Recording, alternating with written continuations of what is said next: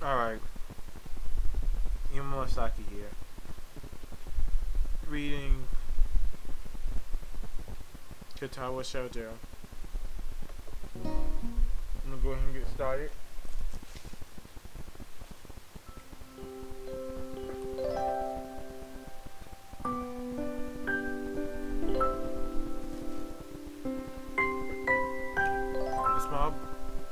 A small light breeze causes the naked branches overhead to rattle like wind chimes.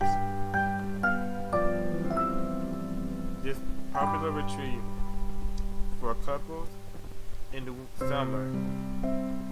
The deciduous trees provide beautiful green canopies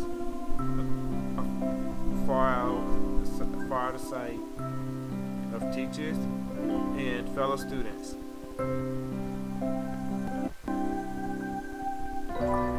But now, in the winter, it feels like I'm standing on a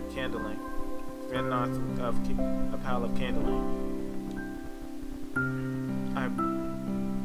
I breathe into a cup, my cupped hands, and rub them together furiously to prevent them from numbing in this cold. Just how long I'm expected to wait out here? I'm sure the note said 4 p.m. I guess the note slipped between the paper of my math book while I wasn't looking. As far as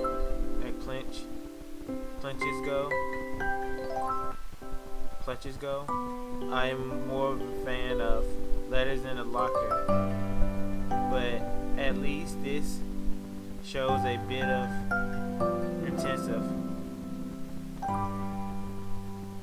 As I ponder the meaning of the note, the snow gradually thickens. The snowflakes silently fall from the light painted sky, are only signs of time passing in the stagnant world.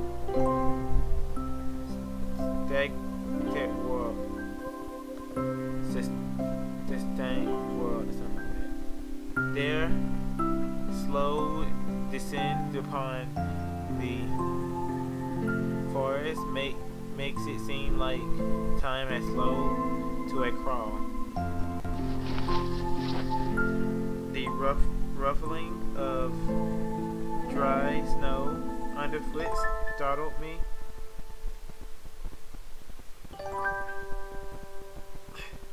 Intruding this quiet mood, someone approached me from behind. Hisao, Hisao, you came.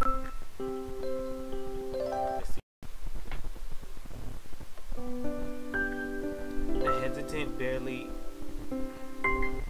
audible question.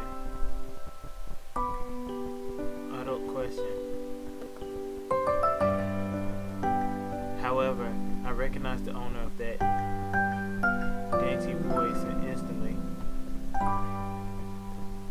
I felt my heart skip a beat. It's a voice I listened to 100 times, but never as more than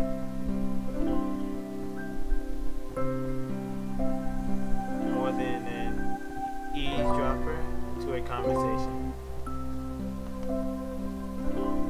I turned and faced this voice, the voice of my dreams, and my heart begins to race.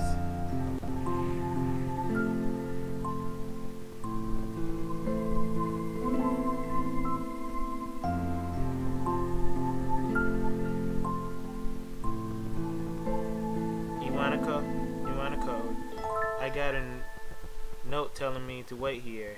It was yours? Damn it. I spent all afternoon trying to come up with a good line, and that was the result. Pathetic. Yes.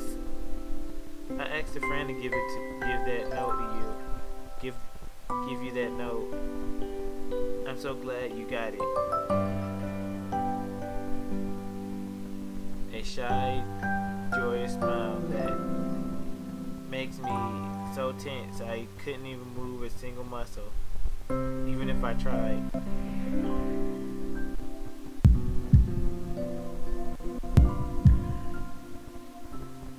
My heart is pounding now, as if it was trying to burst out my chest and claim this girl for itself.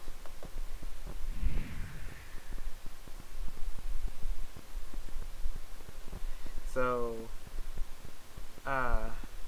here we are, out in the cold. Once again, the wind stirs up the branches, and a cone of its noise is music to my ears.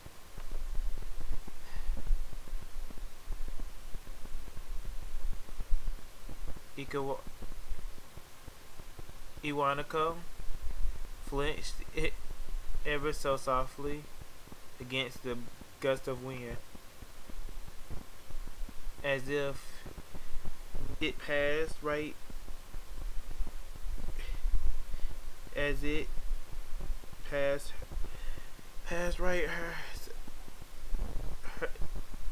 she writes herself as if she was supported by some new confidence. Her eyes locked with mine, and she lazily twirled her long dark hair around her fingers. All the while, the obnoxious beating of my heart grows louder.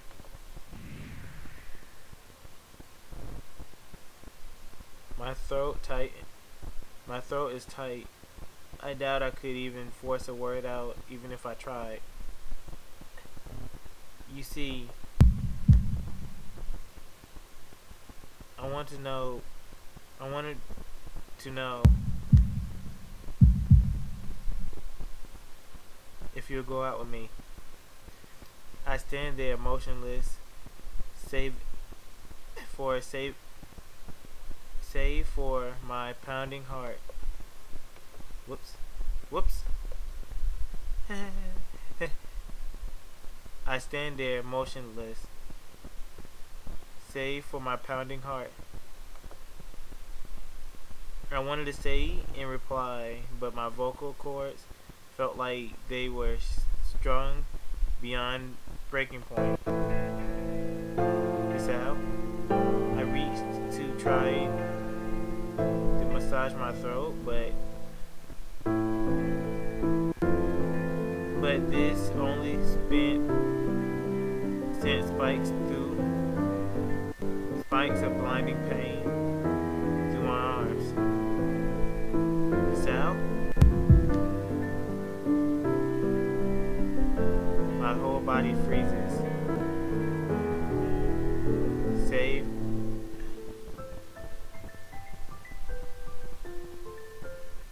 Okay, I think instead of saying save, I think it means except for my eyes, which shoots open in terror.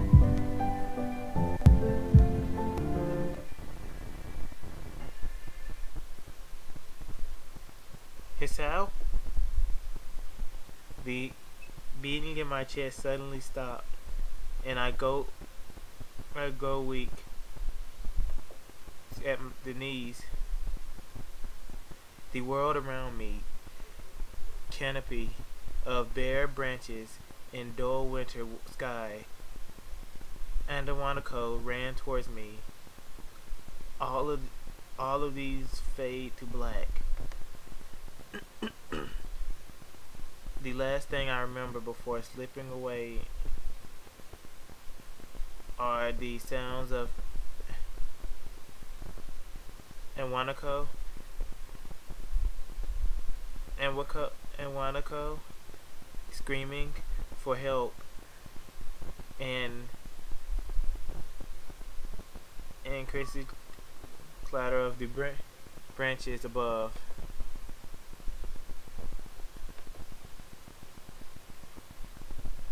Game, don't start acting up on me too. Keep on going. You know you can.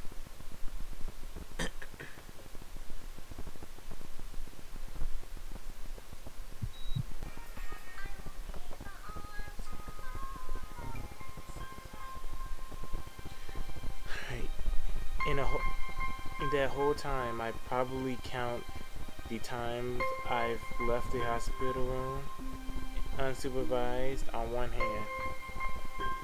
4 months is a pretty long time when you left alone with your thoughts. So I've had plenty of time to come to terms with my situation. Anathremia, a rare word, a foreign alien one that you don't want to be in the same room with. A rare condition that causes the heart to interactly and occasionally beat way too fast. It can be fatal. And apparently I had it for a long time. They said that it's a miracle that I was able to go so long without anything happening. Is that really a miracle? I guess it was supposed to make me feel better, but more appreciative of my life. It didn't do anything to cheer me up. My parents, I think, were hit harder than the news than I was. They were practically two human orphanages apiece.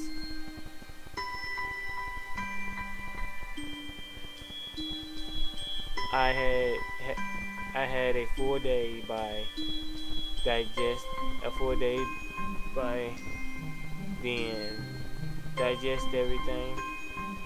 discussed everything to them. It was fresh. They were willing to sell our house in order to pay for the cure.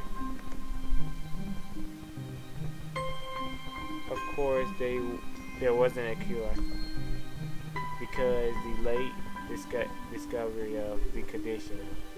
I've had to stay at the hospital to recuperate from the treatments. When I was first admitted, I felt as if I was missed. For about a week, my room was watered with full of flowers, balloons, and cards. But the visitors did with it, and all the get well gifts began to trickle down to nothing. Shortly after, I realized the only reason I got in so many cards and flowers was because sending me their sympathy had been turned into a class project. Maybe some people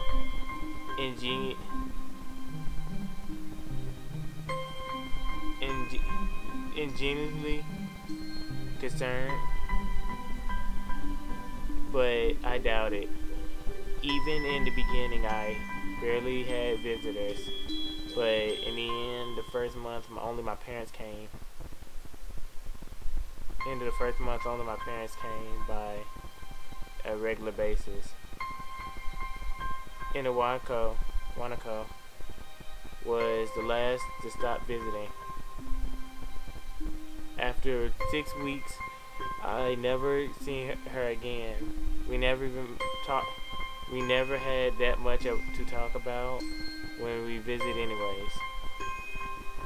We didn't even touch that subject that was between us that on that snowy day ever again. The hospital, it was really a place. It's not really a place I'd like to live in. The doctors and nurses feel so impersonal and faceless. I guess it was because they are in a hurry and they have a million other patients waiting for them, but it makes me feel uncomfortable. For the first month or so, I asked the head cardiologist, I think I pronounced that right, it's just that my accent made it sound like that. Anyways, every time I saw him for a rough estimate, when I would be able to leave. He never answered anything straightforward in a straightforward way, but told me to wait and see if the treatment and the surgery would work. So I idly observed the scar that the surgery left on my chest slowly changes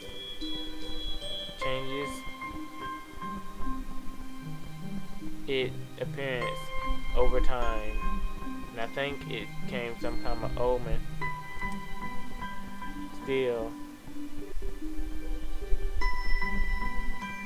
I asked the head cardiologist about leaving, but expectations are low enough now that I've not disappointed anymore about getting no reply. That I don't get any reply. The way they shuffle around answers shows that they least some hope. At some point I stopped watching TV. I don't know why I did it. I just did. Maybe it was the wrong kind of escapism for my situation. I started reading again. Instead, there was a small library at the hospital, though it was more like a storage room of books. I began working my way through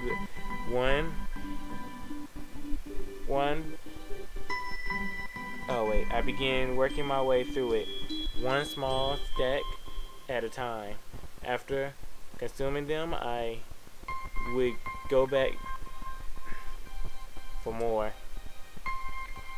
I found that I like reading, and I think even because I even became addicted.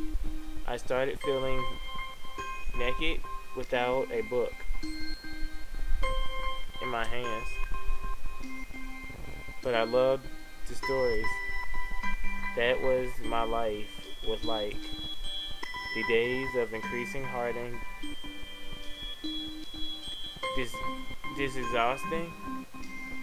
exhaust from each other, differing only by book and I was reading. The weather outside felt like time was some massive gooey felt like time burned into kind of a gooey mass I was trapped instead of moving within. I could go by without me really noticing. I said no one to notice. Sometimes I pause and realize I didn't know what day of the week it was. But other times, all things surrounding me would painfully crash into my consciousness, though is a barrier of conscience I had non-conscious I had set up for myself. The pages of my book would start feeling sharp and burning high, and the heaviness in my chest would become hard to bear. That had put my book aside and just lie down for a while, looking at the ceiling as if I was gonna cry. But it only happens rarely, and I couldn't even cry.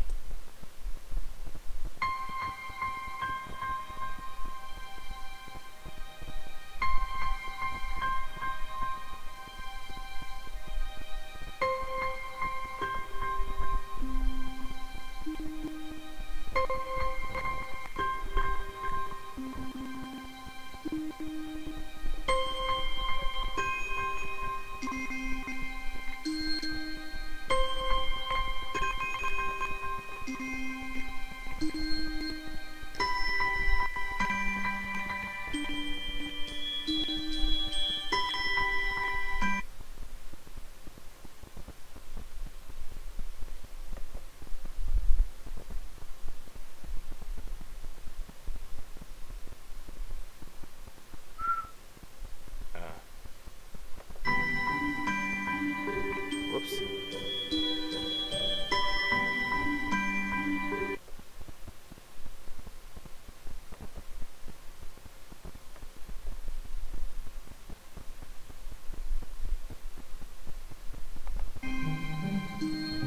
My parents are here.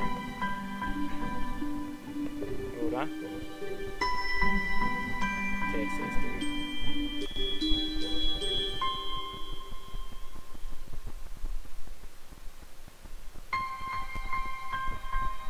Today the doctor came and gave me a smile. Seems excited, but not very like him. Not very. It's like he's trying to make an effort to be happy on my behalf.